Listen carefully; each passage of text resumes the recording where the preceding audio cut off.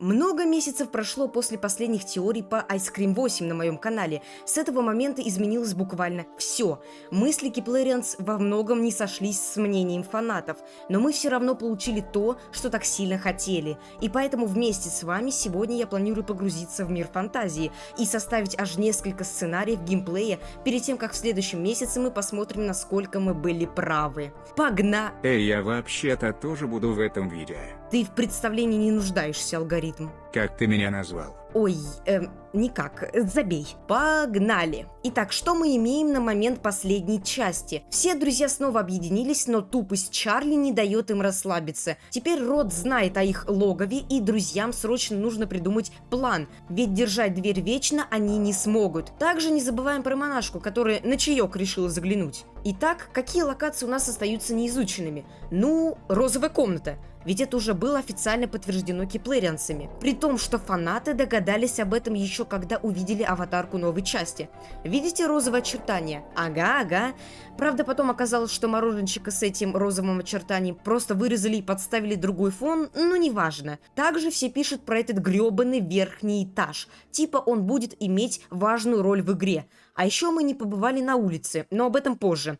Итак, начнем сначала. Каким образом все-таки дети смогут выбраться из положения, в котором находятся? Лично я, учитывая фантазию сценаристов и отсутствие логики и физики в этих трубах, считаю по своей лично придуманной теории, то, что мы сможем как-то активировать засос назад, в трубах. Допустим, постучим...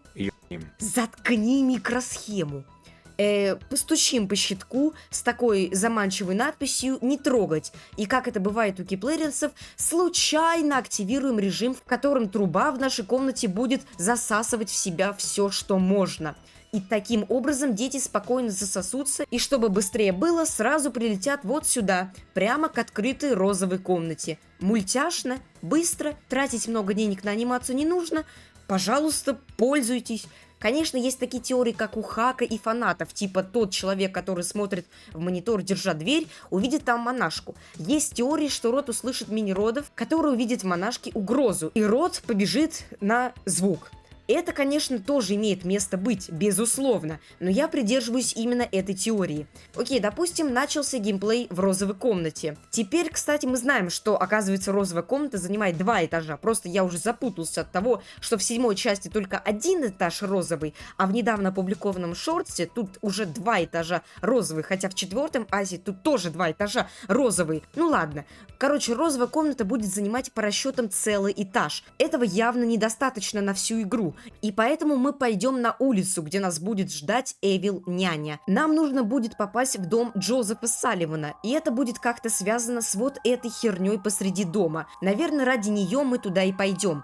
Ну и заодно там, возможно, воспоминания найдем, какое-нибудь прикольное. Но помимо монашки нас будут ждать они, мини-роды лесорубы, которых мы можем увидеть в последнем новостном выпуске киплерианцев или в новом скрине в пререгистрации на Ice Cream 8. Ха-ха-ха-ха-ха. Нет, не смей. Ха-ха-ха. Нет. Хах, русские мини-роды. Нет. Да. Нет. Да.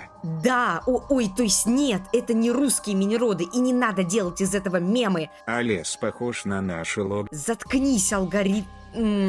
Извини. Но что самое страшное, так это туалет. Он таит в себе тайны, хотя на самом деле это обычный уличный туалет, так как в доме нету места, куда сходить по делам. Но фанаты так не думают. Они строят разные там теории, шутки и все так далее. Но, погодите, что это? Если провести парочку манипуляций, то мы увидим в тумане очертания фургона. Что он там делает? Вероятнее всего, он привез тех самых детенышей крокодильчиков и саму крокодилиху. Что, прости?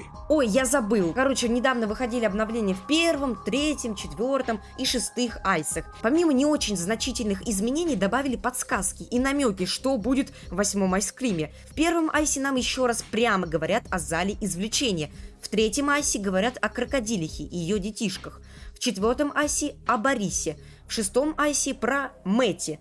Это все явно не просто так. Киплерианцы подогревают аудиторию. Скорее всего, именно тут из фургона на улицу будут выходить крокодильчики, которые будут внезапно еще одной угрозой для нас. Еще интереснее это Борис и Мэтти. Не могу представить, как они будут задействованы в игре. Что касается Бориса.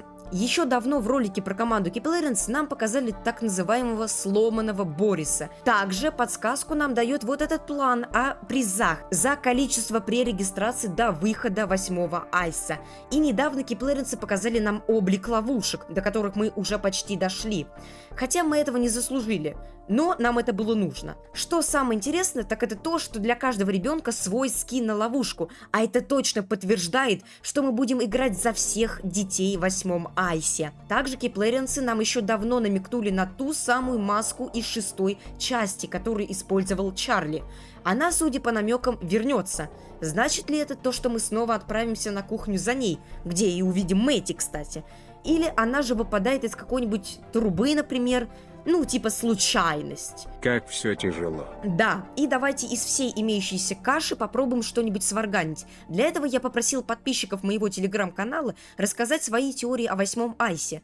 Кстати, друзья, там еще у меня опросы, мемы разные выходят, также секреты разные там. Короче, вот подпишитесь, и скоро я вам дам такую информацию, что вы просто в шоке будете. Ссылочка в описании. Итак, какие же у нас теории? Вот мне очень понравилась теория Димона 666 Pro. Он утверждает, что после того, как Чарли съел торт, на минуточку с секретным ингредиентом, заболел и чуть ли не умирает. И это даст мотивацию друзьям пойти в Дом Рода за противоядием. Также есть хорошая теория и очень даже логичная мысль от Mail07. То, что 2 друга в розовой комнате и 2 друга будут на улице. Хотя мне кажется, что на улице будет кто-то один. Ну типа как в 7-й части Джей послал одного Чарли в приключения.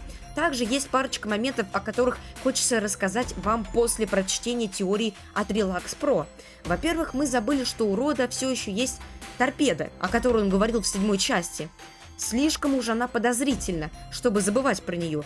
А еще нам стоит придумать момент, где Майк и Лис наконец-то устроит чмок-чмок.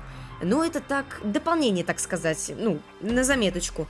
Теорий много, и поэтому обо всех я рассказать не смогу. Но всем спасибо за участие.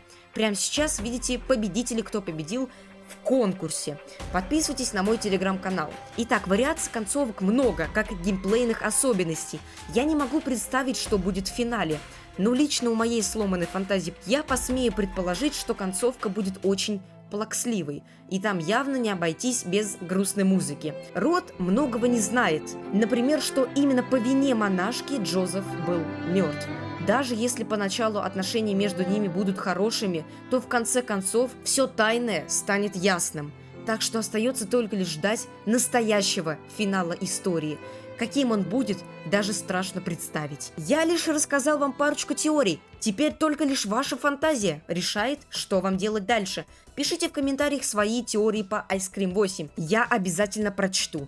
А на этом я это видео заканчиваю. Всем спасибо за просмотр. Всем удачи. Пока-пока. До скорого. Удачи. Всем пока. Да, пока. Бананчики. Бананчики.